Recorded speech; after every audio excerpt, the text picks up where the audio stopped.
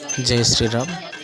समस्त को पवित्र रामनवमी उपलक्षे स्वागत अभिनंदन। एक स्वतंत्र वीडियो जहाँ आपण मैंने आरंभ शेष पर्यंत देखु जानीपर। आपण मैंने जब प्रथम कर आम वीडियो को देखते लाइक शेयर सब्सक्राइब करने को भूलु ना। आसतु आग को कौन सब चलती देखा।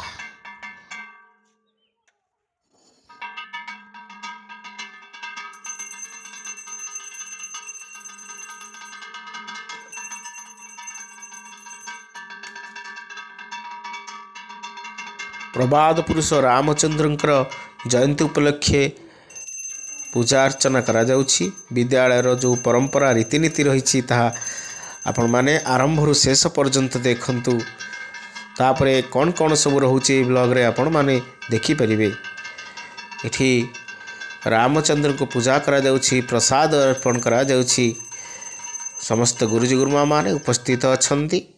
देखो आमे आसी पहुँची जाइथिलु से काजीपाटना स्थित श्रीरामकर मंदिर रे। श्रीराम को मंदिर बहुत साज सजा सहित सेठार अष्टप्रहरी मध्य चलुथिला। भोजनर व्यवस्था मध्य करा जाइछि। देखि पारुथिबे आपण माने ए सुंदर मंदिर टिकु। एठार आमर पूजक भाईना मध्य पूजा पाई प्रस्तुत करुछंती। देखुथिबे जे बामन पूजक अछंती। से भाईना जनक केमती भोग प्रस्तुत करुछंती। एठी आमर यज्ञ कुंड रहिछि। यज्ञ प्रस्तुत यज्ञ हुए यज्ञ घर। एठी भक्त श्रद्धालु माने शंकर समागम हो जाइछि। समस्ते श्रीरामंकर ये पवित्र पवित्र रामनवमी तिथि उपस्थित अछंती। समस्ते से प्रबाद पुरुष रामचंद्र को आराधना करने पाई कहीं केते दूर आसीछंती।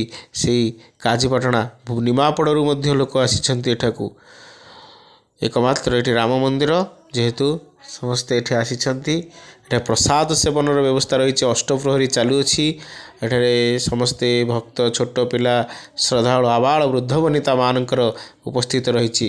एठी देखि पार्थे काजीपाटना स्थित यह मंदिरटी भुवनेश्वर जीवा बाटरे पड़ो। यह मंदिर अति सुंदर कारुकार्य देखंतु आपण माने। एठी चली प्रस्तुति चली सब खाद्य पदार्थ प्रस्तुति चली। समस्त भक्त माने महा आडंबर सहित एठारे श्रद्धालु माने उपस्थित अछंती। एबे भोजन करने को जीवा आसतु। आपण माने देखि पारुथबे एठी भोजन चली। भोजन पाई प्रस्तुति भात डालमा भात माने खेचुड़ी डालमा एवं आंबल